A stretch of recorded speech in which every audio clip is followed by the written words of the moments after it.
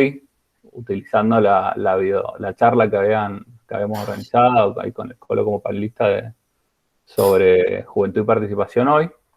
Y después la idea era un poco ver por dónde andan en relación al bloque 2 de Revolución Rusa, que nosotros, bueno, recién pudimos subir el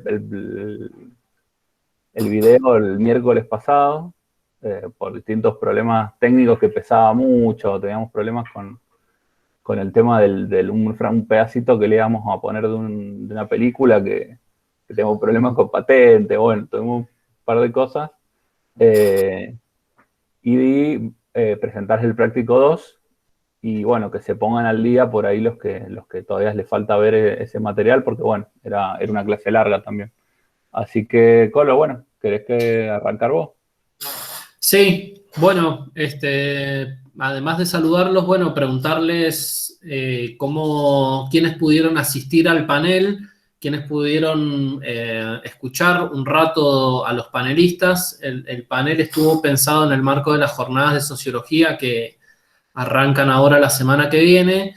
Y bueno, y la propuesta era traer a diferentes jóvenes activistas juveniles de Chile, Colombia y Argentina y ponerlos a dialogar en un escenario más actual.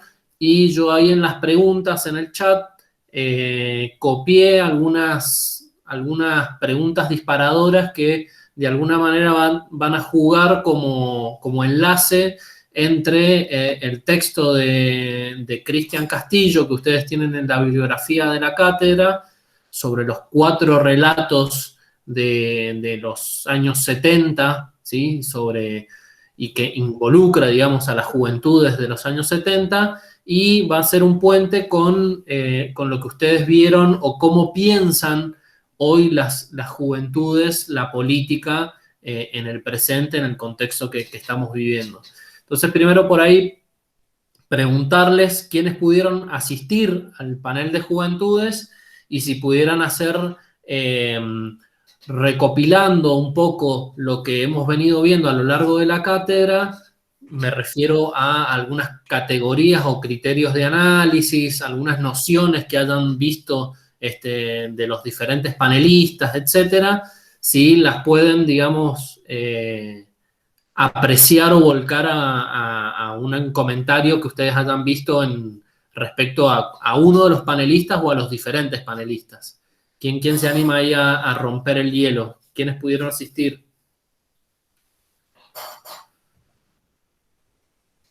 A ver, Mariana, Kira, dale, quien quiera que arranque.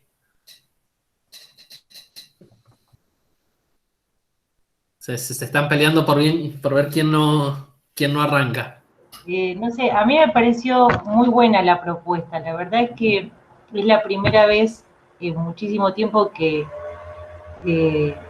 no veía algo tan variado, digamos.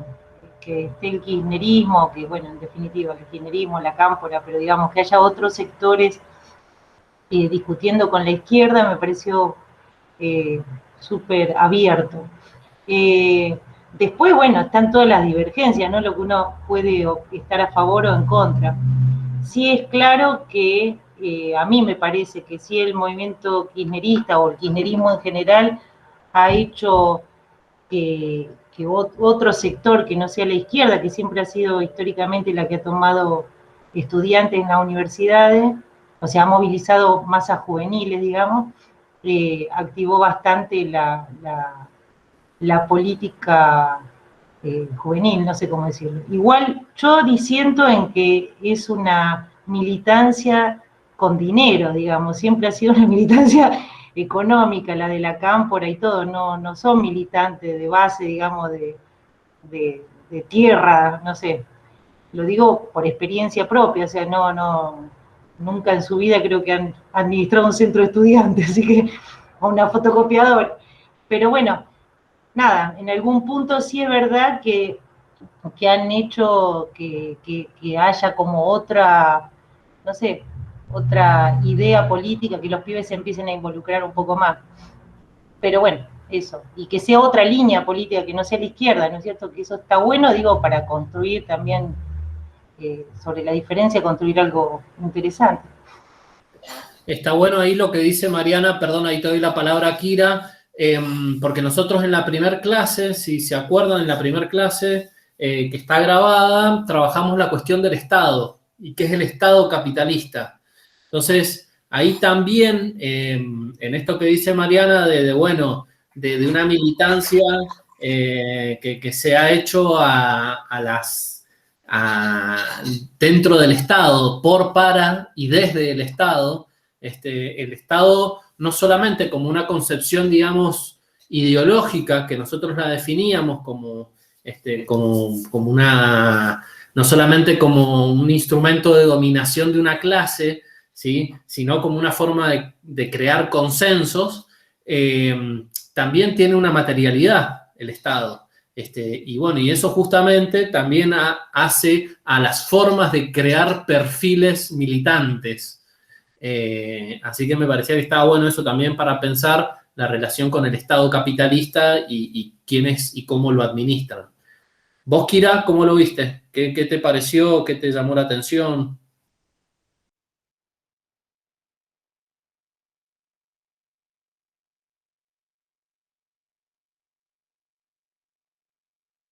No, no te escuchamos. ¿Te has roto el micrófono? Ah, Sí, igual. puede ser eso. Te entendemos igual bien. Aparecen los 3 puntitos, pero Sin no... audio. Uy, qué lástima, che. Bueno, si no, comentá por ahí en el chat lo que quieras poner. Por ahí, bueno. Es verdad también lo que decía Mariana, que no son muchas las instancias en las que se pueden reunir a diferentes, digamos, espacios políticos discutiendo. En general siempre tienen un carácter más expositivo, en donde no hay cruces o polémicas entre las diferentes corrientes o entre diferentes sectores. No sé quiénes más pudieron estar o no sé si Manuel pudieron estar ahí, ver un poco. Sí, yo pude verlo asincrónicamente hace un rato, no pude estar el día en vivo, digamos. Por ahí en respuesta a algunos conceptos de la materia y pensar las distintas charlas que se fueron dando, a mí se me ocurre pensar esta diferencia entre rebelión y revolución, combinándolo siempre con la idea de juventud, ¿no? Pero para pensar cada caso concreto, los de Argentina, con las distintas experiencias, ver hasta qué punto son procesos de rebelión o si llegan a alcanzar tener un impacto más revolucionario, tanto Argentina como Chile como Colombia, ¿no? Pero por lo menos a priori, que los vi hace un rato los videos y un poco rápido y leí los textos, se me ocurre eso, ¿no? Como pensar eso, rebelión, revolución, qué grado alcanzan estas revueltas o estos conflictos sociales, cuál es el grado de tensión que hay detrás, si de repente el conflicto es de clase o es más ecológico, o si ambas cosas se combinan entre sí. No sé, creo que hay varios disparadores ahí interesantes para charlar, pero sin tener yo muchas conclusiones tampoco al respecto, porque se me hace muy reciente la lectura y todo, y no llegué a pensarlo tanto. Que por ahí pensar en qué sujeto o en, digamos, sujeto o sujetos aparecían en las palabras de los panelistas. De qué manera se referían a los sujetos que luchan o a esa... tiene mucho que ver con cómo se nombra a los sectores que están en estas revueltas o en estas rebeliones. Y después preguntarles otra cosa, que me acuerdo de la clase anterior que estuvimos con la NOE, que nosotros hacíamos una diferenciación que hablábamos, la NOE preguntaba, bueno, ¿qué es una revolución? O estaba la pregunta disparadora, ¿qué es una revolución? Y muchos mencionaban que la 77-22 fue como una especie de revolución, lo que estaba pasando en Chile fue una especie de revolución, y acá está muy bien lo que dice el Manuel, porque de alguna manera lo que intenta introducir qué es una revolución, qué es diferente a una rebelión, qué es un levantamiento o una insurrección, que también se dice en el lenguaje, digamos, o en las categorías marxistas, ¿sí? Que es una semi-insurrección, digamos, en general le atribuimos a carácter revolucionario un montón de procesos y en realidad hay un montón de matices para pensar lo que es en realidad una revolución, una rebelión, un levantamiento, una insurrección, una semi-insurrección, etc. Pero por ahí pensar qué sujetos aparecieron en el discurso de los 4 panelistas. ¿Quién lo pudo detectar así como...?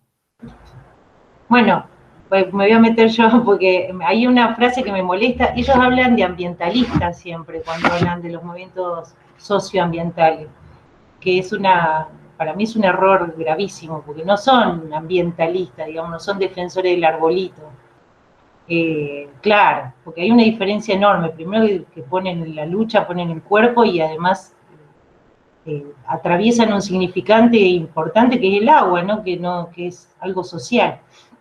Sumado a que son asambleas que cuando se movilizan a los territorios completos.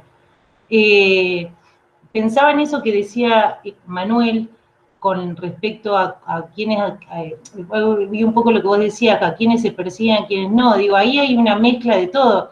Yo escuchaba la flaca de la Cámpora, que ella planteaba como que los gobiernos progresistas en algún punto son como, digamos, la panacea a la que se quiere llegar. Habrá sido en su momento, digamos, después de la crisis del 2001, medio como que fue como un manotazo bien puesto, digamos, pero teniendo en cuenta una economía que estaba pujante, qué sé yo. Digo, ahora yo no sé si es eso precisamente lo que se demanda tanto en Chile como en Colombia. Siguiendo todo el proceso de Chile, que puede llegar a perfilarse algo similar en Colombia, me parece que no va apuntando a un gobierno progresista como única bandera. Me parece más que ya es otra cosa, digamos, que hay una tendencia a una administración más generalizada, digo, no sé, una constituyente fuerte, digamos, con otros sectores.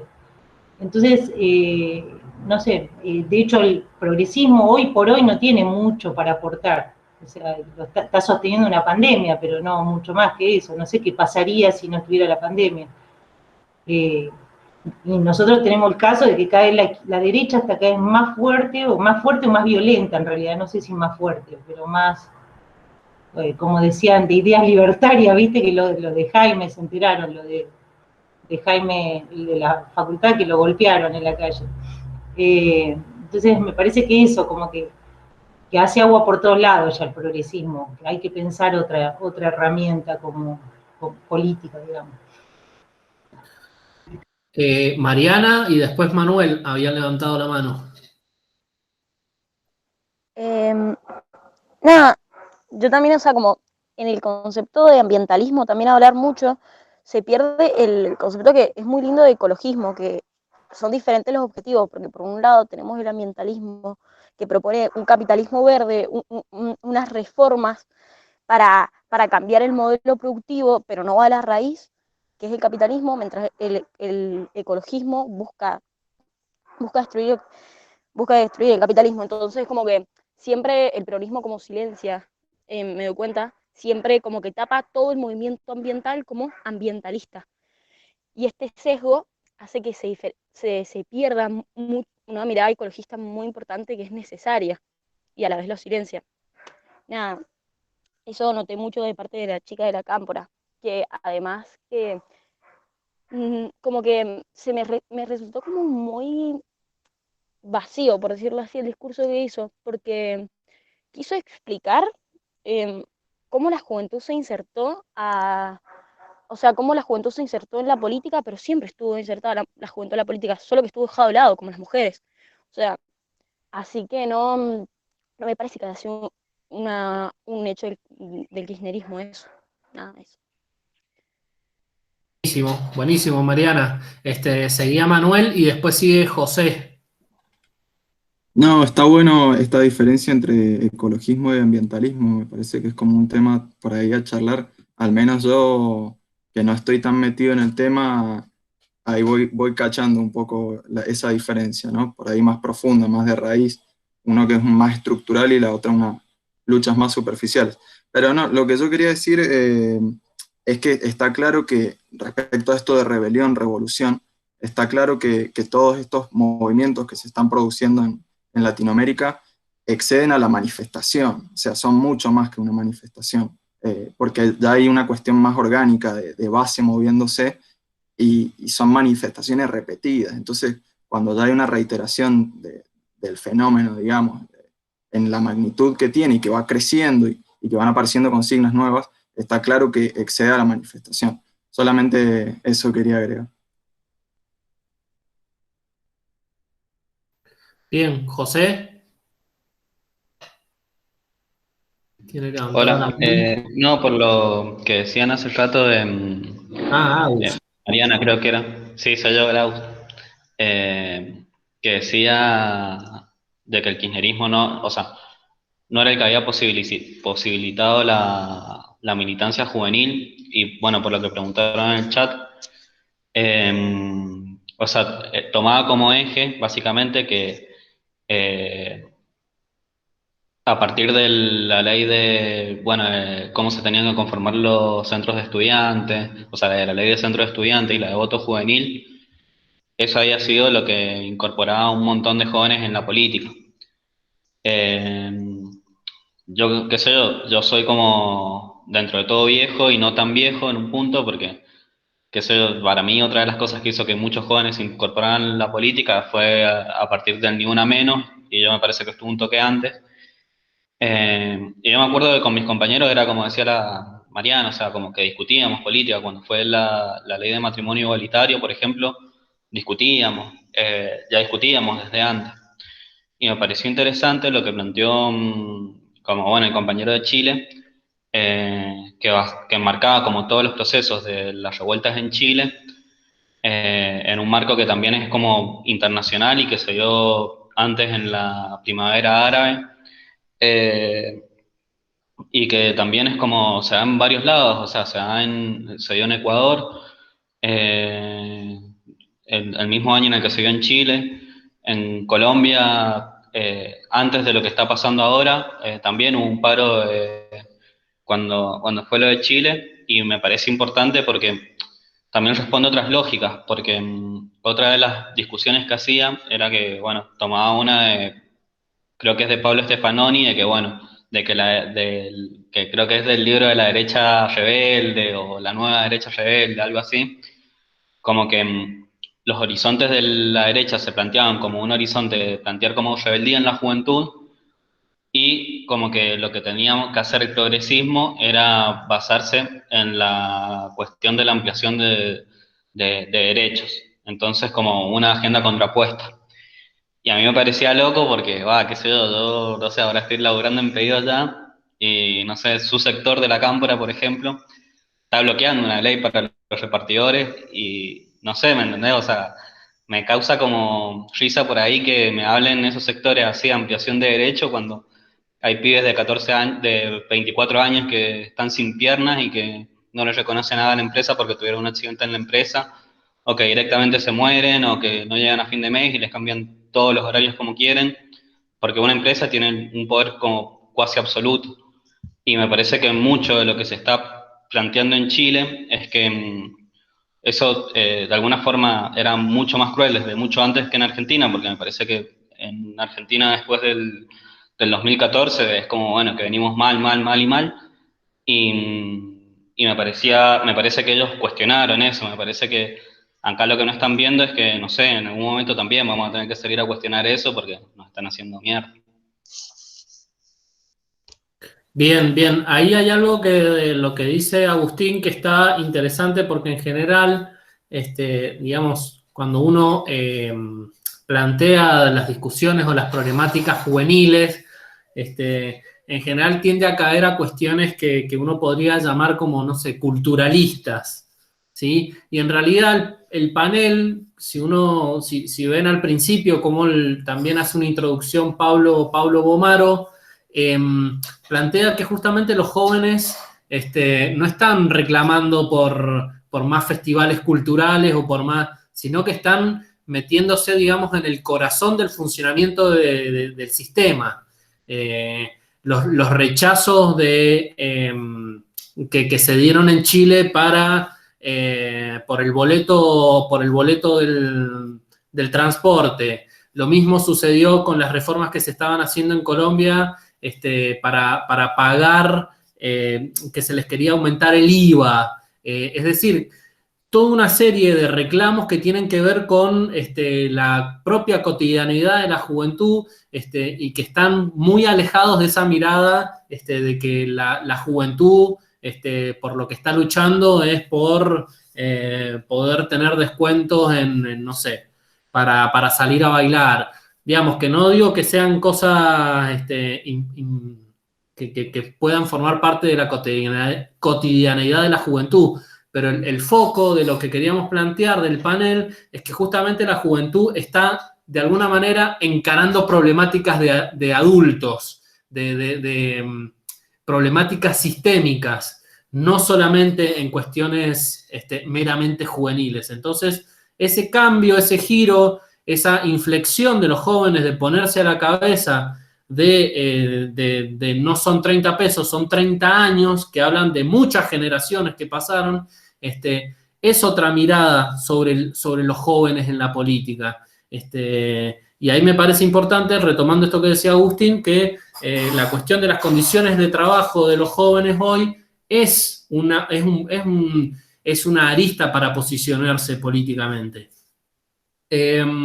No sé si alguien más quiere comentar o que haya visto, sobre todo de Colombia, no sé si lo tenían un poco más fresco, si habían podido seguir la situación de Colombia y este paro que ya lleva creo que más de un mes.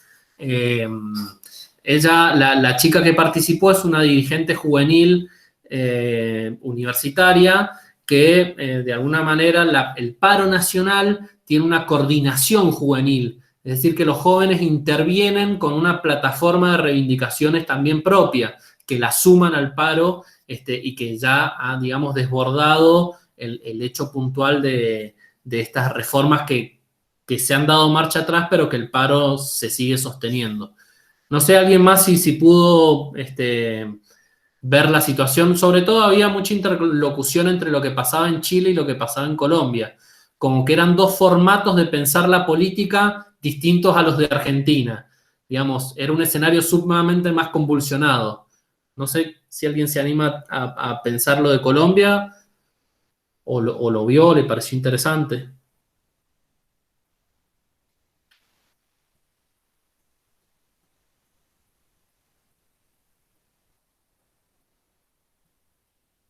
Si no, Agustín.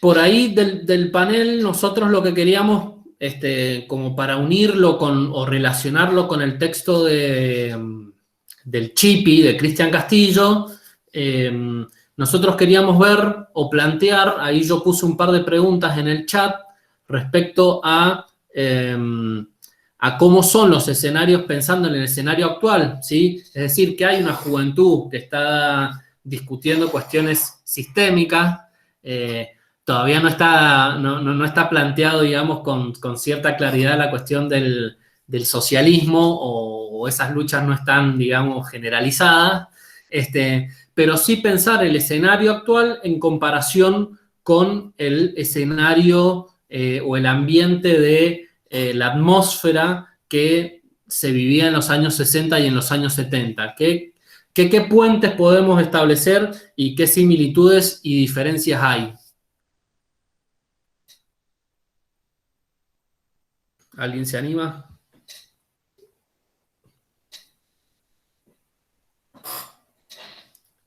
Dale, Gonzalo. Buenas, ¿cómo andan? ¿Me escuchan bien? Yo te escucho muy bajo. Ahí, ¿me escuchan bien? Bueno, ¿cómo andan? Disculpen la demora. Me pareció buenísimo el texto del Chipi y el video también, para que se me está acabando ¿Le podés subir un poquito más, Gonza? Perdón que te interrumpa. Sí, sí, que tengo todo el sistema de sonido. ¿Ahí se escucha bien? Bueno, y en mi caso no conocía bueno, en mi caso, obviamente, no en mi caso. Yo no conocía esas partes de la historia, eh, digamos, ahondando tanto o en alguno de los hechos que hablaba y lo fuerte del movimiento obrero de esa época. Y entonces ahí sí lo planteaba, lo relacionaba con lo de Chile, con lo de Colombia, como con distintas formas de organización o qué sé yo, pero cómo va generando el conflicto, lo van haciendo grande los movimientos así, ¿no? Que son bien populares también. Como cuando habla, por ejemplo, de las guerrillas fabriles y todo, cómo lo empiezan a plantear, es como, me imagino que también por la organización de la formación para organizarse de los participantes, pero también cómo se va encadenando, como todo lo que habíamos leído con Marx y todo lo demás, cómo esa organización va haciendo que crezca. Eso, no sé si era muy interesante, pero bueno. Por ejemplo, en el texto del Chipi, en el texto de Cristian Castillo, ustedes aparece la palabra, la palabra juventud, jóvenes, así a secas, o aparece ligada a otros adjetivos o situaciones sociales. Creo que aparece siempre más ligada a la clase. Por lo Ajá. menos yo veo esa diferencia. Quizás los problemas siguen siendo de clase eh, respecto a aquel momento y a hoy, ¿no? Haciendo la comparación.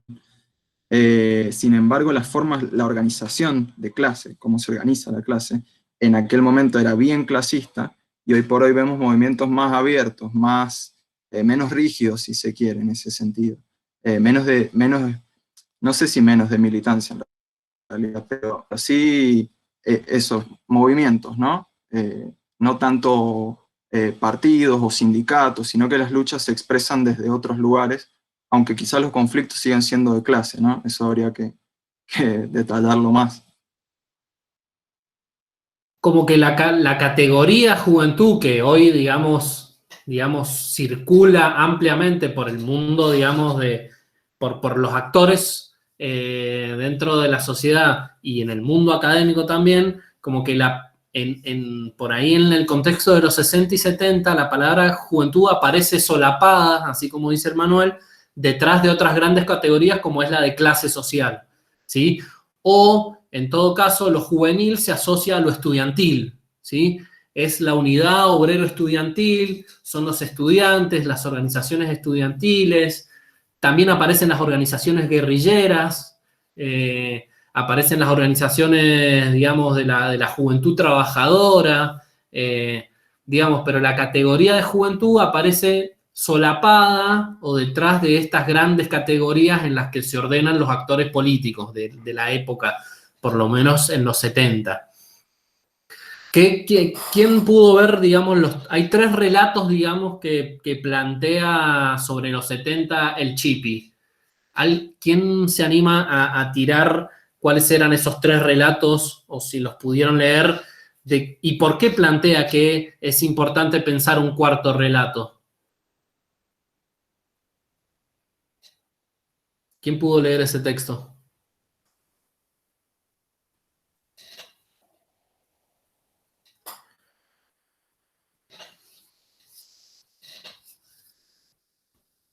No hay problema. ¿Alguien le pudo pegar una leída al texto del Chipi? Yo lo leí, pero no tengo el apunte acá porque me lo dejé en el consultorio, pero puedo ver que me acuerdo. Bueno, Te vamos ayudando, Gonza. ¿Sí? entre Gonzalo y Alejandra, ahí pueden ir. Si querés hablar vos, Ale, yo hablo por participar, pero si querés hablar vos, te cedo el lugar. Habla vos. Bueno, lo de los relatos, por ahí te referís como a las distintas visiones de cómo se iba acomodando, desde la parte más la derecha, la izquierda con los distintos lugares, o cuando explica lo del nunca más, la visión que se toma con eso, como armando de dos bandos y todo eso. Claro, ahí el autor ahí lo que busca decir, bueno, a ver, cómo se han pensado los años 60 y los años 70, sobre todo desde el cordobazo hasta la dictadura inclusive. ¿Cómo se ha pensado ese relato? Y dice que esa época ha estado ordenada o hegemonizada a través de 3 grandes relatos. El primer gran relato es el de las instituciones militares, digamos, el de las Fuerzas Armadas, que de alguna manera lo que intentan o lo que intentaron instalar es de que en el golpe de Estado y su acción previo al golpe de Estado estaba justificado porque las organizaciones guerrilleras tenían una capacidad operativa que podía poner en jaque el sistema político institucional tal como se lo conocía, y además tenía una impronta de que nos llevaba hacia el comunismo. Entonces, de alguna manera, los militares construyeron ese relato de guerra contra la subversión, guerra contra el marxismo, adjudicándole una capacidad operativa a las 2 grandes, digamos, fuerzas guerrilleras, que era el PRT-ERP y Montoneros, que podían de alguna manera poner en jaque el sistema. Ese es el primer relato. Después el segundo relato, ¿cuál era? Creo que ahí Manuel lo mencionó. Sí, el segundo, bueno, si alguien más quiere comentar, yo lo paso muy por arriba. El segundo es el de los 2 demonios, que es, bueno, es el relato oficial, tengo acá el textito, del periodo alfonsinista.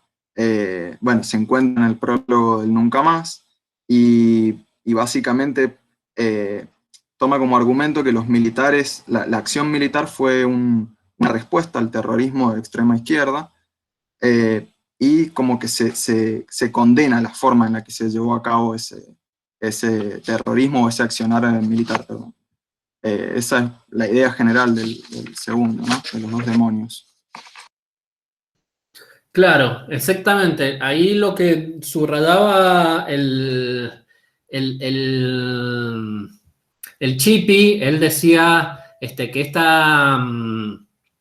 esta argumentación del nunca más, de alguna manera, lo que condenaba, lo que venía a condenar, era el método que había utilizado el Estado terrorista y no el contenido social y político que venía a imponer, ¿sí? Entonces, el problema era las extremas derechas y las extremas izquierdas, y de alguna manera lo que quedaba fuera de ese análisis era el contenido que el Estado terrorista vino a imponer, ¿sí? Entonces, y ese es un relato que él lo asocia sobre todo a muchos sectores del progresismo, digamos, que sobre todo en la primavera alfonsinista, en los primeros años 80, prevaleció esa mirada sobre los 60 y sobre los 70. ¿El tercer relato cuál es? Ese es mucho más cercano a nosotros.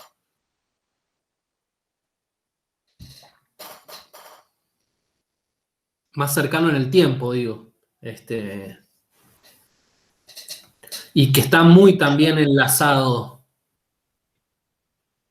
Bueno, No sé si quieren cuento, sí, dale. Ayudándome con el texto de nuevo.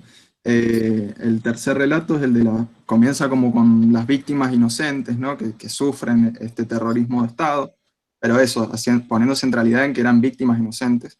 Luego se va desarrollando un poco esa idea, deja de ser tan naif, si se quiere, y dice, bueno, que a partir del 20 aniversario del golpe, en el 96, esta visión de víctimas inocentes empieza a ser reemplazada por una reivindicación de la pertenencia y de la acción militante de los desaparecidos. Se empieza a reivindicar un poco la lucha de los desaparecidos. Y a ver qué otra cosa central. Bueno, pero sigue un poco la misma línea, quizás, que los 2 demonios, la teoría de los 2 demonios, en cuanto a que no hace una reivindicación del contexto social, sino que sigue pensando a ambos grupos como opuestos, ¿no? Como que uno sufre lo del otro y no pone tanto eje en el contenido del grupo, de estos grupos, ¿no? Y de las luchas sociales. Ahí menciona un libro que es súper interesante, que es de finales de los 90, que es La Voluntad, de Martín Caparrós y Eduardo Anguita. Creo que ambos militaron formaron parte del ERP.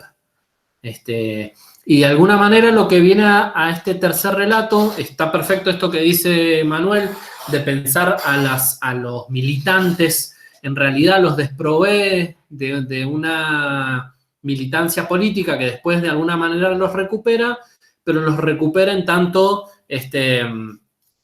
si ven en el texto, lo que él dice es que los relatos que recogen en el libro de la voluntad son en general sectores de las clases medias, ¿sí? Que contrasta con el informe del Nunca Más de la CONADEP, en donde los desaparecidos, o la gran cantidad de desaparecidos, es del sector o del movimiento obrero, ¿sí?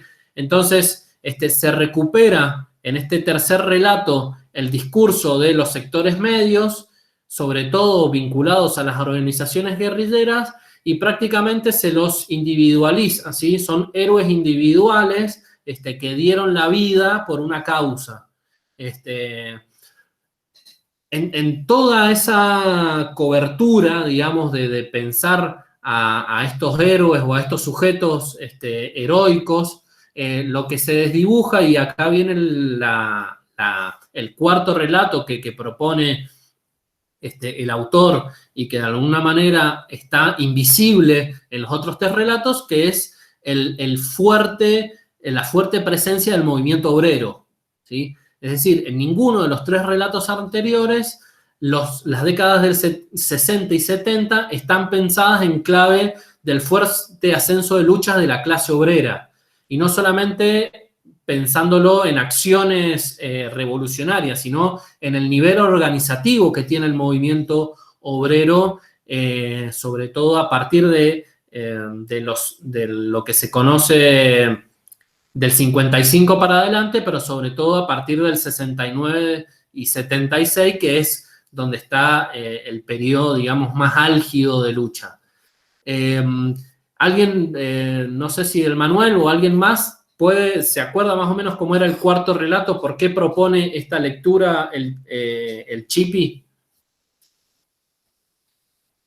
Alejandra, ¿levantaste la mano o fue una acomodada de...?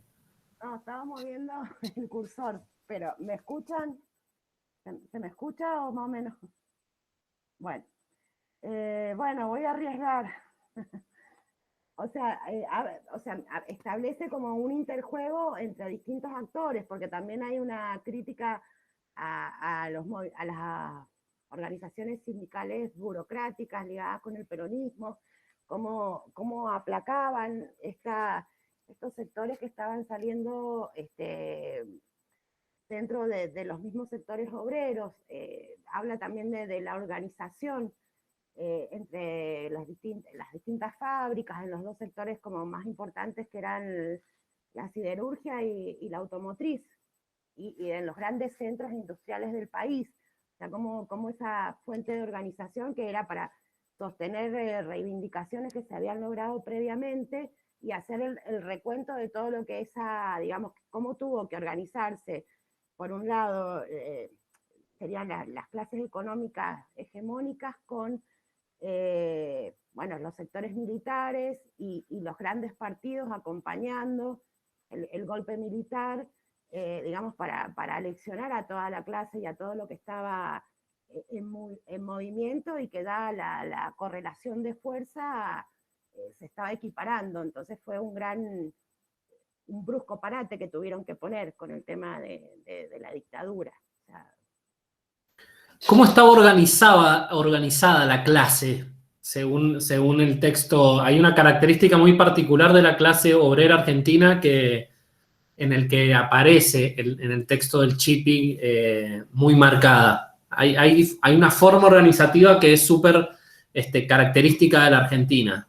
Las coordinadoras estas interfabriles.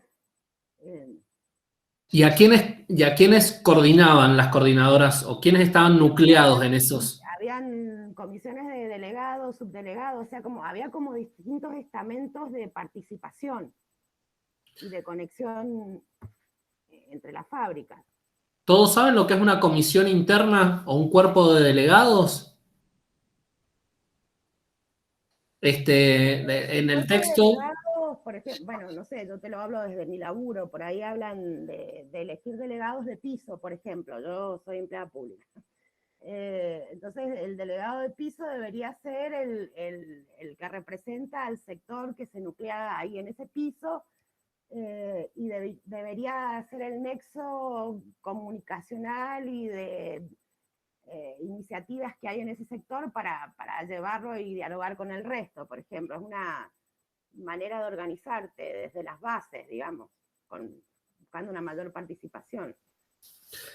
Exactamente, está re bien esto que dice Alejandra, porque de alguna manera esta forma organizativa casi molecular a nivel de establecimiento de trabajo permite una comunicación directa entre los trabajadores y su delegado, digamos, que es uno más de esos. Y además esos delegados por piso, pensando en el ámbito estatal, se reúnen en un cuerpo de delegados y esos son los que negocian con la patronal no solamente cuestiones salariales, sino cuestiones referidas desde, no sé, desde la ropa de trabajo, desde si necesitas una computadora, mueble, digamos, los instrumentos de trabajo. Y esa forma organizativa tenía mucho peso en toda la forma de pensarse políticamente de la clase, que es distinta a a otras mediaciones en donde el sindicato estaba totalmente, digamos, nucleando las formas organizativas de los trabajadores. Acá estamos hablando de formas organizativas casi, no me acuerdo ahí bien cómo era la cita, organizaban los nervios y los músculos de los trabajadores. Era como, entonces había, y las coordinadoras interfabriles de alguna manera estaban, reunían a todos esos delegados que venían o que tenían, criticaban a las denominadas burocracias sindicales. ¿Qué otras cosas más aparecen ahí en esa parte del texto? Puede ser eso que, por ejemplo, para el paro, logran hacerlo antes, que después como que la CGT se pliega al paro, se adhiere porque ya no pueden frenarlos y entre ellos logran levantar, o sea, llevarlo adelante y, bueno, justamente saltearse esa parte que le encanta burocrática a la CGT y al sindicalismo en general. Claro, creo que es en el... Sí, Alejandra. Otra de las cosas que me parece importante es que destaca y rescata que el movimiento obrero, a pesar de la puesta en marcha de la dictadura, no se quedó quieto en todo el proceso, digamos. Que a pesar de que era un contexto súper duro y violento, se siguió haciendo acciones y estuvo todo el tiempo presente. Y bueno, iba nombrando distintos episodios para referir esto. Eso me parece que también está súper interesante. Hay algo que mencionó también el Coco, creo que en una de las clases anteriores, y es que de alguna manera el objetivo central de la dictadura es desarmar y desarticular a la clase obrera y a sus organizaciones, ¿sí? Es decir, si uno observa esto, la composición de los desaparecidos, por lo menos los que aparecen registrados en el informe del Nunca Más, de alguna manera el núcleo en el que en el que se concentró la dictadura en hacer desaparecer y torturar personas, estaba apuntado a destrabar, a desarticular y a desarmar a estas organizaciones del movimiento obrero. Es decir, sin quitar, digamos, la cuestión de ataque a las organizaciones guerrilleras, pero las organizaciones guerrilleras ya previo a la dictadura del 76, ya estaban sin capacidad operativa. Es decir, que limpiando o quedando fuera de operaciones esas organizaciones, lo que buscaba era desarmar a toda una fuerza laboral y a sus organizaciones. Eso es también súper importante para pensar este contexto. Y después lo otro, que efectivamente había un sector que buscaba sobrepasar, esto también aparece en los videos que nosotros les hemos puesto, que de alguna manera son soporte de las lecturas, que buscaban sobrepasar a las dirigencias burocráticas. Eso también era un eje de disciplinamiento de la clase, ¿sí? La CGT de alguna manera se veía sobrepasada por estos sectores clasistas y combativos, y de alguna manera también permitió disciplinarlo. ¿Hernán? Sí. No, yo les cuento la experiencia propia de los años 78, 79, militando en el PST. Nosotros teníamos una agrupación en el gremio de seguro y peleábamos todos los días por reivindicaciones que eran sindicales y políticas, y no encontrábamos guerrilleros, porque los guerrilleros o estaban derrotados o el guerrillero que había lo sacaban del lugar de trabajo y lo llevaban a otro lado. Entonces nosotros seguíamos resistiendo en ese momento, como lo dice Chipi, ¿no? En la estructura, era la militancia que tenía la izquierda, por lo menos el PST, ¿no? Exacto, está muy bueno ese testimonio ahí de Hernán para pensar cuáles eran las discusiones incluso al interior de la izquierda, digamos, de acuerdo a las estrategias que se proponían de construirse o de ganarse a la vanguardia obrera, o de sacar a militantes valiosos de las fábricas e incorporarlos a un ejército guerrillero. No sé si... ¿qué otra cosa? Sí. No, que un poco para reforzar, no sé si hay una entrevista que le hacen creo que es Martín Cohen, que él habla de que por qué 30.000 desaparecidos, y en un momento él dice, digamos, haciendo referencia a la teoría de los dos demonios, que es falaz porque ya para esa época, cuando ya empieza la dictadura, prácticamente las organizaciones guerrilleras estaban totalmente desarticuladas y desarmadas. Entonces, para decir justamente, no había un bando armado, organizado, con el cual se enfrentaban los militares. Y después también me parece, digamos, interesante el dato de la CONADEP de que dice 60% de los desaparecidos son obreros, pero en realidad, si lo pensamos, la mayoría de los jóvenes en esa época, todos trabajaban, o sea, en realidad, no sé, me parece que el 100% eran trabajadores, de alguna manera, dentro del movimiento. Entonces, me parece que justamente el principal relato que se trató de borrar y de borronear con la dictadura fue justamente eso, la composición de clase y el proyecto de clase que había atrás, digamos, tanto, digamos, del golpe militar, como también desde el bando, digamos, de obrero insurgente que estaba organizándose. Por ejemplo, hay relatos muy interesantes de cómo durante la dictadura, con la complicidad de las burocracias, se hacían listas negras o centros clandestinos de desaparecidos en las mismas fábricas, por ejemplo. Y eso es una cosa que hasta el día de hoy, por ejemplo, no se ha enjuiciado a ningún responsable, digamos, civil, por ejemplo, la Ford, Molinos Río de la Plata, Ingenios Ledesma. Son todas empresas que hasta el día de hoy están manchadas con sangre, digamos, de trabajadores muertos. Coca-Cola, bueno, hay muchísimos ejemplos que me parece que también hablan un poco de que no solamente, digamos, fue la desaparición física de todos estos militantes, sino también el borramiento ideológico y el borramiento clasista. O sea, realmente se apuntó a eliminar de la historia la concepción clasista, al punto de que todos los otros relatos un poco tratan de hacer ese borramiento.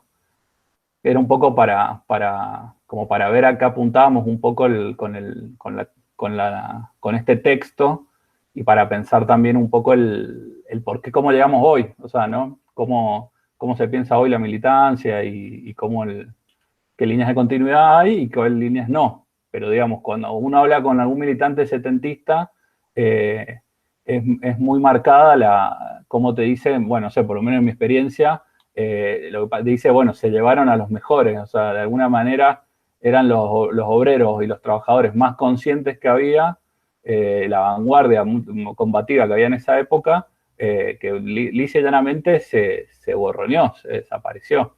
Entonces, bueno, eso me parece que partir de, digamos, para contextualizar la militancia en general y la militancia política, y sobre todo con la vuelta a la democracia, me parece que no comprender esos procesos de ruptura y de fuerte ruptura y de continuidad es difícil contextualizar hoy, digamos, porque muchas de esas experiencias no las conocemos, digo, como propios jóvenes entonces también es difícil saber, decir, bueno, hoy cómo nos organizamos o cómo pensamos renovar este horizonte, digamos, en esa época el socialismo estaba a la vuelta de la esquina en las discusiones políticas.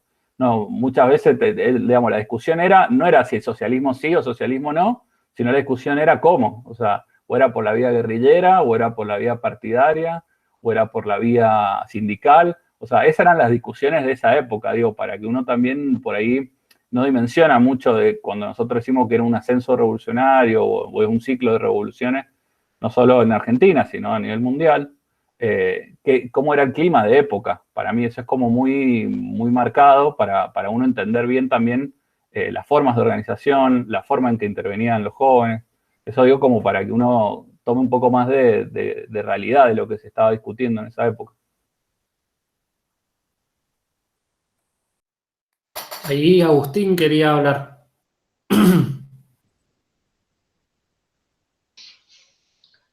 No, a mí me parece bueno eso que dijiste, Coco, y cuando estaba viendo los videos de también de los 70 me hizo acordar, o sea, esta semana que se ha estado discutiendo mucho lo de Chile y las elecciones, y se nombraba mucho, bueno, cómo, o sea, de manera positiva una valoración de que la izquierda de alguna forma había hecho mejor elección que Allende.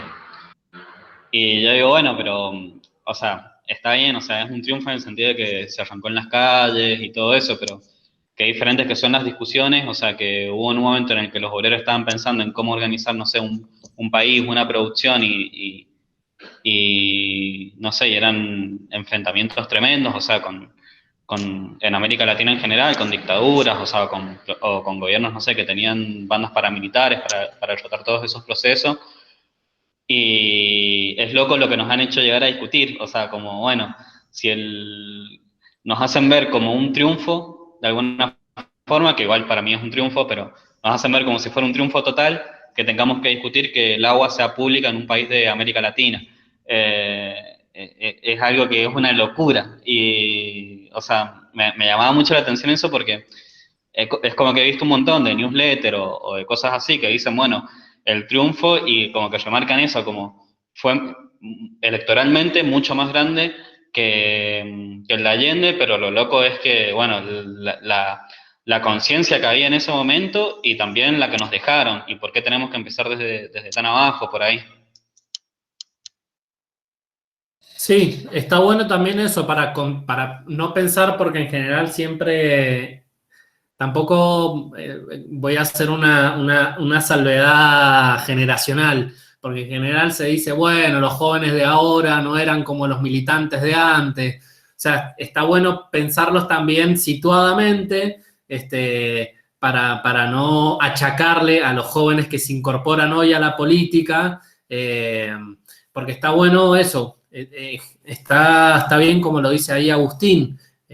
Miren qué tanto hemos retrocedido que hoy tenemos que discutir si el agua tiene que ser un bien público o no. Está bueno para pensarlo eso, situadamente.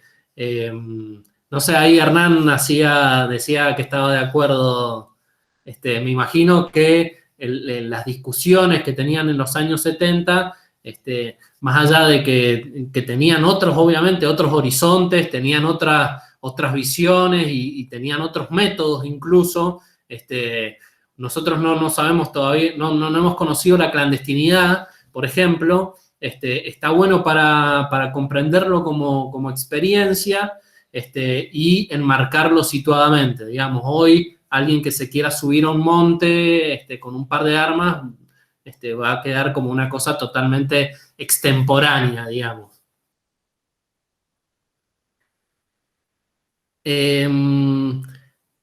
Bueno, la idea entonces de esta... Sí, Alejandra. No, lo único que quería decir que también en lo que hemos estado viendo, en el texto de Chipi también aparece, se deja entrever el papel que ha jugado el peronismo históricamente, y que eso tiene relación, bueno, con la posición de la mujercita esta de la Cámpora, cuando la charla de juventud y política, y es como que eso se notaba mucho, bueno, con el compañero de Chile y Colombia, las posiciones totalmente distintas, ¿no es cierto? Uno es de un sector de la institucionalidad, y también esto como, bueno, esto de la cuestión del desvío que ha hecho el peronismo con sus sectores de derecha o de izquierda según convenga, para las ocasiones. O sea, y esa es una continuidad que tenemos hasta el día de hoy.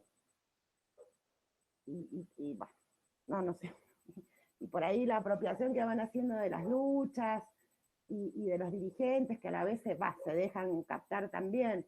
O sea, con el feminismo ha pasado bastante. Hoy en día, y hasta se vanaglorian de eso, que muchas de sus funcionarias en esos cargos vienen del movimiento feminista, o de los feminismos, que también es diverso. Mariana. Perdón. No, dale, no, perdón, no, es que no estaba viendo. Bueno, perdón. No, a mí un poco lo que me decía Ale me hizo reflexionar mucho, porque cuando en la presentación de los panelistas había mucho una discusión de, bueno, que yo un poco lo puse en el chat de WhatsApp, que era la concepción del Estado, y que, digamos, había claramente una diferencia muy marcada, digamos, entre una concepción del Estado como una cosa así como, bueno, un Estado de derecho o Estado somos todos, y una concepción más de Estado capitalista.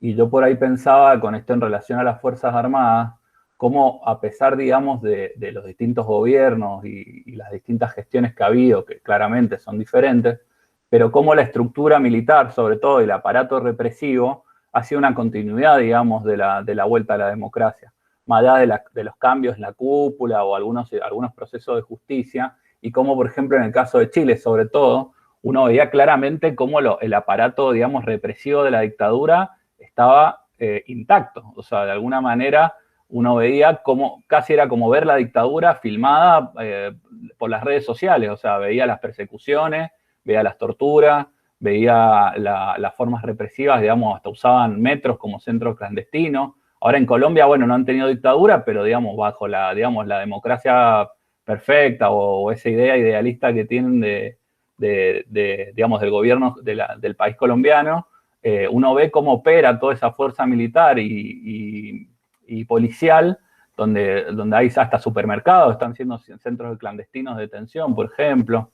Entonces uno ve sistemáticamente cómo ahí, cuando hay momentos, digamos, de alza y digamos, de lucha álgida, los estados muestran realmente su cariz capitalista y digamos, sus dientes represivos.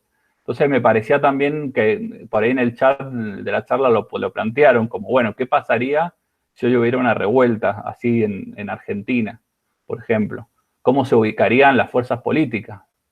O sea, digo, por ejemplo, si hubiera, digamos, una manifestación así de grande, ya lo hemos visto en algunas cosas pequeñas, digamos, no sé, como recién hablaban del movimiento ambiental, y yo creo que es es un sector al cual claramente ha aprendido que el Estado responde, digamos, a los sectores megamineros o empresariales, y literalmente es un sector que ha sido reprimido, inclusive con burocracias sindicales que han ido a cortes de ruta a levantarlos. Entonces me parece que por ahí también hay que ver un poco más allá de los discursos, ¿no? De ver un poco lo que pasa, ¿no? O sea, cómo continúan ciertas cuestiones vigentes totalmente para discutir el Estado o el tipo de Estado que tenemos.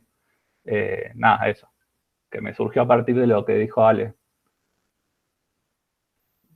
Mariana. Pensaba en que en realidad creo que en la Argentina un movimiento como el que se está dando en Chile y en Colombia en este momento me parece inviable, digamos. Yo no creo que los movimientos sociales hoy por hoy estén pensando en disputar el Estado, básicamente.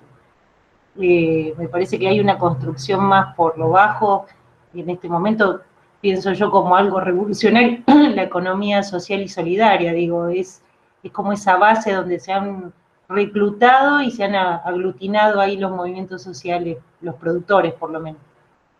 Después tenés eso, como decías vos, los movimientos socioambientales o determinados conflictos en determinados lugares. Pensaba en lo de Chile. Chile no tiene un quiebre con la dictadura, digamos. Hay un pasaje de la dictadura a una pseudodemocracia. Recuerden que a Pinochet le enterraron con todas las pompas de milico. Y Colombia, no sé, bueno, en mi experiencia que he entrevistado, hemos estado en Colombia haciendo un documental, tiene muy naturalizada la muerte, o sea, es parte, digamos, de su concepción. Nunca ha tenido un gobierno progresista, de hecho, el único líder que ha tenido Colombia lo mataron en la calle antes de que se postulara, no me acuerdo ahora el nombre, pero es un líder, entonces no tiene trayectoria histórica, digamos, y nosotros, los que somos 70 y pico, tenemos un vacío histórico con la desaparición, con todos los desaparecidos, y ellos directamente no tienen historia de luchadores. Ellos tienen un grupo muy fuerte que son los reivindicadores de conciencia, que precisamente lo que hacen es laburar todos sus luchadores que los acribillan en la puerta. O sea, nosotros hemos entrevistado gente que no sabíamos si el otro día estaba viva. Para eso, o sea, a ese nivel, digo, fuimos a entrevistar una persona que estaba en contra de las palmas, de las plantaciones de palma aceitera, y la mina no quería aparecer, porque no sabía si le iban a matar al otro día.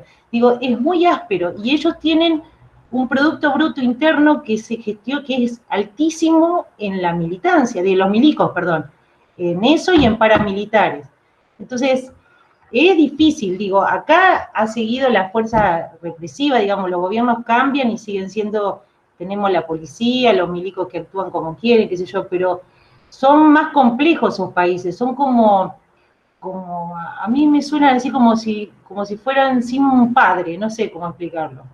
Y entonces pensaba en eso, digo, la Cámpora habla de una militancia que en realidad, como la de los 70, en algún punto del movimiento peronista fuerte, que es como la vuelta de un líder, ¿no? Esa necesidad de por ahí volver siempre a un líder, tener un líder. Por eso pensaba que, digo, en la Argentina, en este momento, como está puesto el progresismo, qué sé yo, con Fernández, con Cristina ahí, es difícil ver un conflicto como el del 2001, como el que se da en Chile, qué sé yo, no se me ocurre, chicos, la verdad que no lo veo. Me parece que los sectores populares, vuelvo a decirlo, están como jugando por otro lado, digamos, haciendo como, no me rompan, nosotros estamos gestionando un espacio aparte.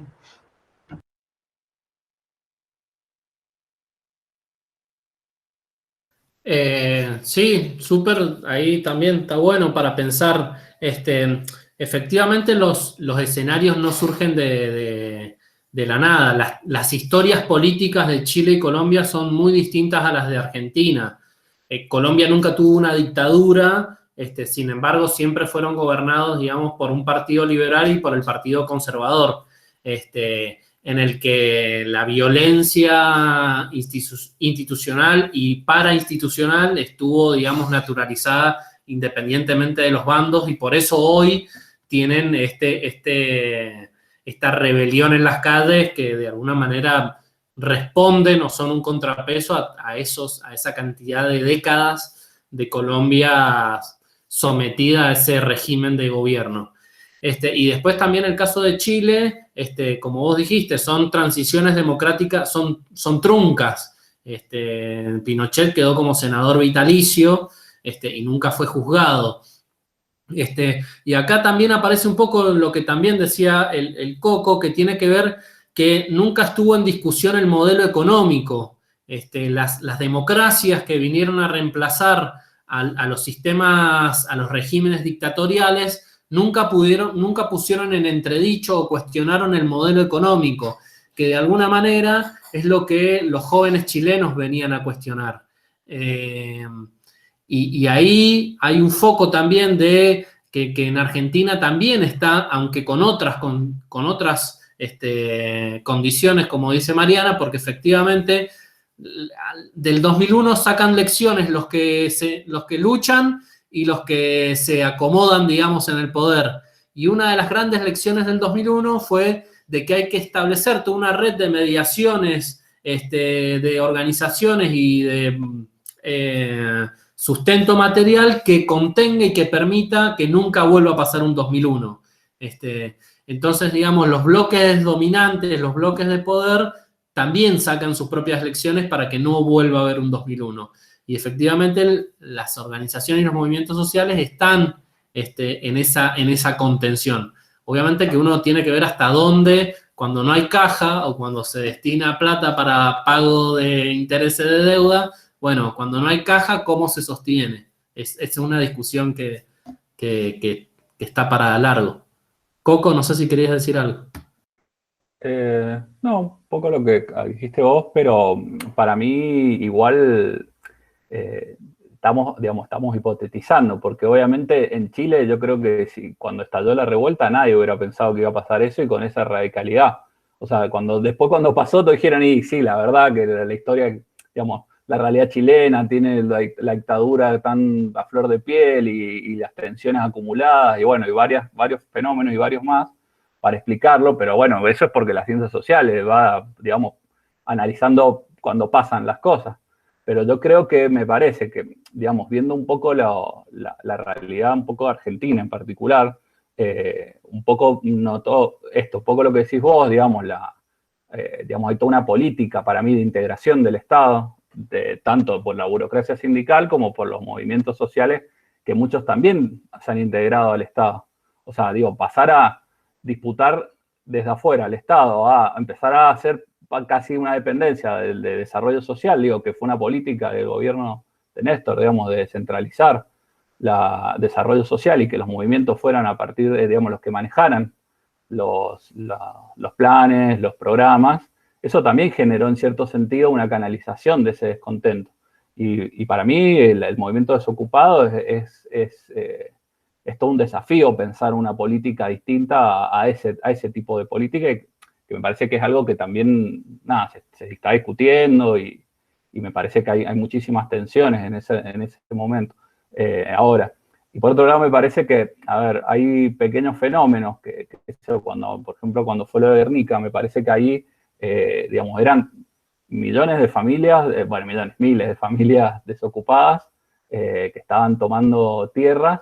Y ahí fue todo un problema con la posición, digamos, de los movimientos sociales que muchos querían negociar con el gobierno, cuando en realidad la gente, digamos, por ahí no nos vamos a meter en ese tema, pero me parece que ahí había una discusión justamente sobre los límites que tiene la integración al Estado cuando hay una necesidad tan básica como la vivienda y cómo el Estado no quería resolver, o sea, no la iba a resolver en los marcos en los cuales lo estaba planteando las mismas personas de Guernica.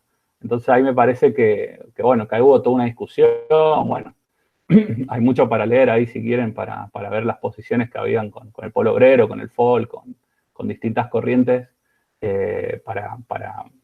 también para ver cómo intervenir y cómo organizar en esos momentos.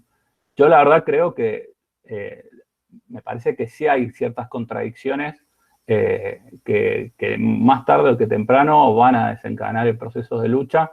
No sé si a niveles tan, digamos, masivos y radicales como puede ser en Chile, pero me parece que hay síntomas de agotamiento fuerte y de que por ahí tal vez el manejo de la pandemia todavía no deja expresar totalmente todas estas contradicciones, pero me parece que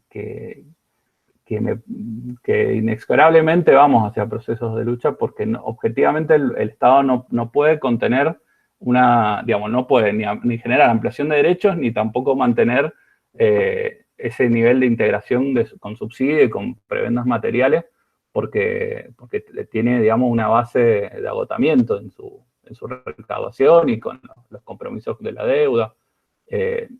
Ahora, sobre eso, bueno, hay que ver qué sé yo, qué elementos hay. Yo me acuerdo cuando fue lo del 2001, empezaron todos procesos de puebladas en ¿cómo se llamaban los lugares estos de Plaza Winkle y el otro? Bueno, no me voy a acordar. Empezaron por la periferia y en procesos así más fuera de los núcleos, digamos, urbanos más grandes. Entonces, bueno, para mí eso me parece que son elementos que hay que ver. Pero bueno, eso también me parece que es algo para discutir y para ver las distintas, digamos, posturas que hay sobre esto. De hecho, creo que cuando fue lo de Chile, la discusión fue, digamos, acuérdense, 5N, todos los funcionarios peronistas, oficialistas, ahora diciendo esto no pasa porque está el peronismo. Entonces, bueno, habría que pensar bien, digamos, ellos lo decían de una manera positiva, pero también pensar, digamos, por qué. O sea, ¿por qué están diciendo eso? Me parece que es muy sintomático. Y en particular con lo de Chile me parece muy sintomático porque lo que demostró electoralmente es que, más allá de la discusión del crecimiento de las derechas y todas esas discusiones, claramente la derecha fue lo más derrotado que salió de todas estas elecciones. Y que además, no solo eso, sino los partidos tradicionales de la vuelta a la democracia. Entonces me parece que es muy sintomático también, digamos, que eso esté pasando en Chile, porque justamente habla de que hay un agotamiento de los partidos tradicionales y del pacto de la vuelta a la democracia. Y esto se puede contagiar, digamos, es muy, muy contagioso digamos, estamos acá al lado, digamos. ¿Quiénes son los partidos de la vuelta a la democracia en Argentina? Y bueno, son el radicalismo y el peronismo. Entonces me parece que si hay algo que no quieren, digamos, despertar mucho la pérdida, es que de lo que significa Chile en sí mismo en el tablero político regional. Eso como no sé, como que a mí me parecía muy, muy importante.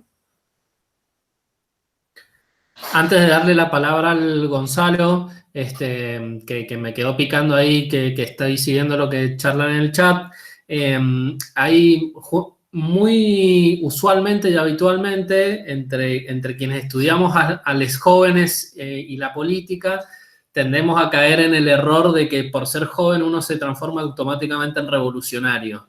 Y no. Y que uno por ser adulto es conservador. En general es un pecado que se suele asociar directamente. Allende decía, ser joven y no ser revolucionario es una contradicción hasta biológica. Bueno, no es así, no es una contradicción hasta biológica, sino que bueno, ahí está también el papel de los partidos y de las organizaciones para dar curso hacia una juventud revolucionaria o de izquierda. Así que no por ser joven todos van a ser de izquierda. Eso está bueno también para pensarlo. Dale, Gonzalo. Era con respecto a lo que había dicho Mariana y Juan, que acuerdo con ellos, lo que me parece que fue un detalle para mí, como me llamó la atención, cuando explota lo de Chile y cuando hacemos la marcha acá, hubieron como dos momentos. Primero, como ni esperaban, yo creo que hubiera gente desde el gobierno acá en la marcha, hasta acá habíamos interrumpido el metro tranvía, todo, cosa que es muy importante en esta ciudad. Y cuando todo había terminado prácticamente, ahí vinieron a reprimir exageradísimo, bueno, cualquier represión es exagerada, pero muy exagerada. Yo creo que ese era el miedo de este ser tan agradable llamado Cornejo, de ver eso, así como decir, che, se me contagian del otro lado de la cordillera. Y ese miedo yo creo que lo tienen la dirigencia, o al menos es como un sueño mío que tienen ese miedo porque algo puede pasar. Sí, tal cual. Bueno, la idea era un poco entonces charlar sobre el panel para que no quedara, digamos, en el aire la propuesta, pensarlo, cómo se podía pensar continuidades y rupturas con los jóvenes y la política en la actualidad. Y a nosotros nos quedan, creo que 4 o 5 clases. La próxima clase ya va a estar enfocada en el eje 3. Ayer ya se subió la segunda parte de la Revolución Rusa y ahora lo que vamos a hacer es presentarles el trabajo práctico 2 para quienes quieran acreditar la materia, contarles más o menos de qué va y adelantarles cuál va a ser la próxima clase. Perdón, Octavio, yo puse, ¿dónde están subidas? Porque a mí en el mail me aparece lo mismo que mandaron en el WhatsApp, que dice que están viendo de subirla. Entonces quería saber la de la segunda parte de la revolución. Esa es, ¿no? Ah, ok, genial. Está en YouTube y ahora le vamos a subir a Moodle. Lo que pasa, tuvimos problemas con que era muy pesado y Noelia tenía pésimo internet. Así que bueno, nada, después me lo pudo llegar a terminar de mandar y yo lo pude subir recién en el miércoles. Por eso esta clase dijimos, bueno, hagamos la actividad esta de discutir un poco el panel y el tema de la juventud y la participación política y que puedan dejarles una semana para poder terminar de ver la clase para que yo ahora les presente el práctico 2. Que básicamente el práctico 2 tiene que ver con el bloque 2, que el bloque 2 tiene que ver con el componente del eje que nosotros llamamos histórico, o histórico-empírico, que es el análisis de procesos históricos. Y lo que queríamos hacer era una guía de preguntas con algunos textos de Lenin sobre la Revolución Rusa y sobre la Comuna de París. Un poco las lecciones que sacan de esas experiencias, las líneas de continuidad o no. No sé si Noelia lo dice en la clase, pero por ejemplo cuando está de la Revolución Rusa, los rusos empiezan a caer a cantar la marsellesa como himno de liberación, y no es menor que sea eso, sino que quiere decir que se referenciaba en el primer gobierno obrero, digamos. Entonces me parece interesante, digo, como nota de color. Esto un poco la idea del práctico era revisar esa experiencia y leer un poco los textos de Lenin. Así que yo la idea era mandarles ahora, después de la clase, mandarles el práctico. De todas maneras, lo vamos a hacer, es bastante más corto que el práctico 1, porque la verdad que nos dimos cuenta que era demasiado lo que les pedíamos para la clase. Así que ahora les voy a leer un poco a ver si lo puedo, no sé si lo puedo proyectar, pero bueno.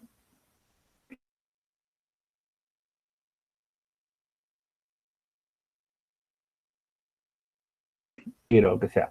Básicamente es a partir de las lecturas de 2 textos de Lenin. Uno es El Estado y la Revolución, que es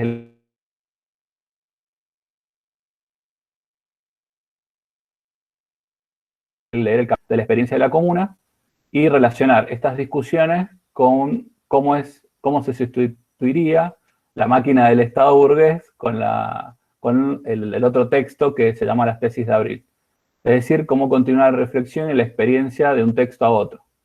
Y en las tesis de Abril, que es el segundo texto que le decimos, les damos una frase que está en el texto que dice: la peculiaridad del momento actual en Rusia consiste en el paso de la primera etapa de la revolución, que ha dado el poder a la burguesía por carecer el proletariado del grado necesario de conciencia y de organización, hacia la segunda etapa, que debe poner el poder en manos del proletariado y de las capas pobres del campesinado. De ahí tienen que elaborar un análisis de la frase que contenga a qué momentos de la revolución se refiere, en qué institución se plasma el gobierno de la burguesía, cuál era el organismo de la clase obrera y por qué te parece que Lenin dice que carece del grado necesario de conciencia y de organización en ese momento. Eso es un poco, digamos, combinando la lectura con los videos de la clase.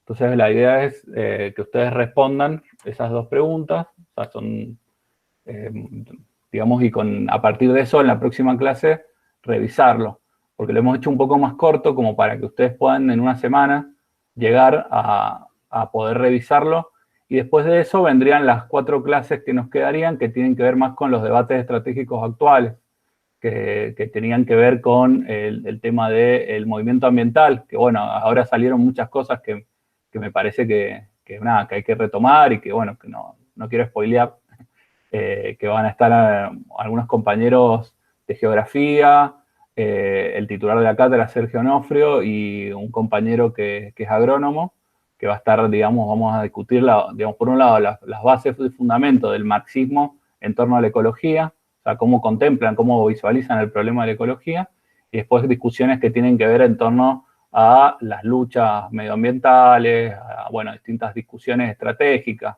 Lo bueno de esa clase en sí que la hemos pensado también como una charla abierta. Entonces también para invitar a otros contactos, a personas que le interesen la discusión. Y bueno, ya hay una pluralidad, digamos, de voces, digamos, porque obviamente Sergio pertenece, digamos, a las asambleas por el agua, y después, bueno, hay compañeros que pertenecen a la izquierda. Entonces, bueno, ahí también hay discusiones, hay distintas perspectivas. Después de eso viene eso va a ser el 10 de junio.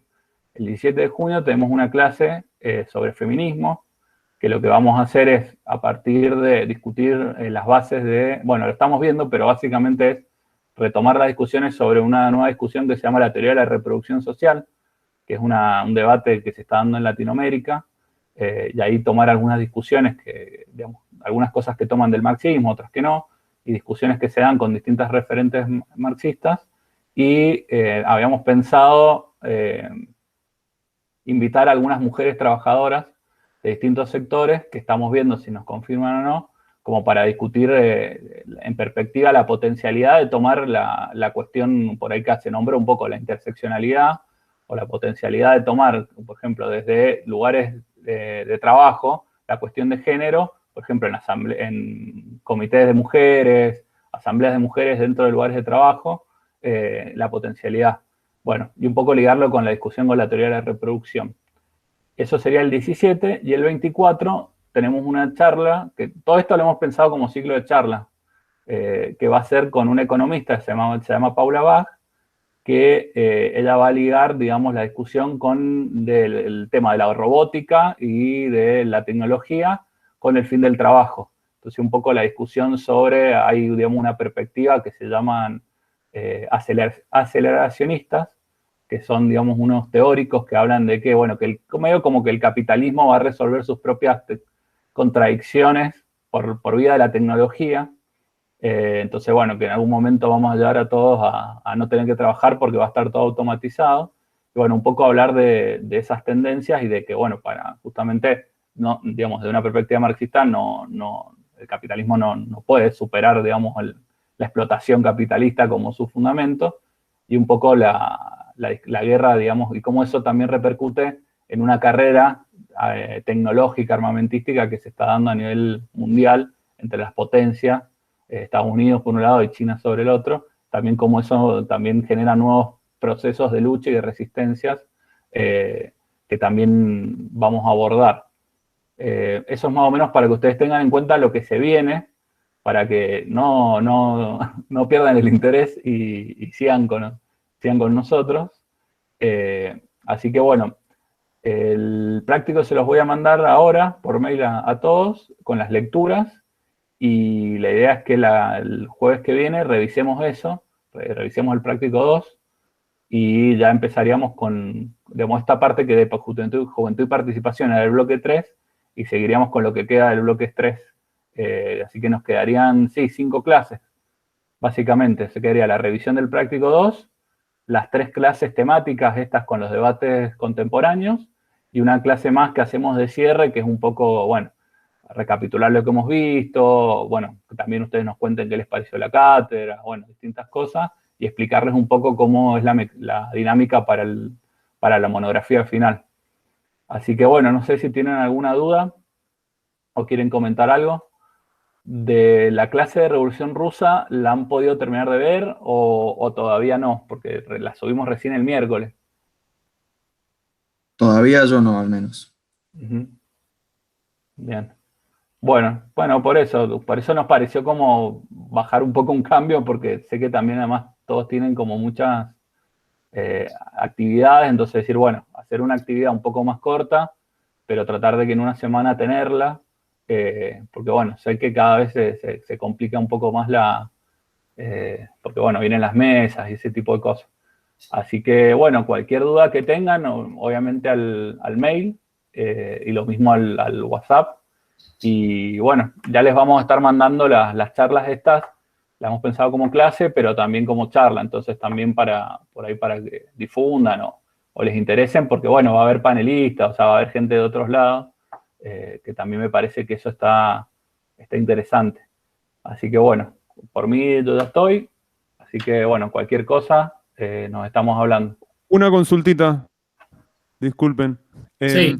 Lo que decís de la Revolución Rusa es la segunda parte esa. Sí. No me llegó a mí el mail. No, O no bueno, la ahora, encuentro. bueno, de última les mando los links. Sí. Les mando el link con las dos partes.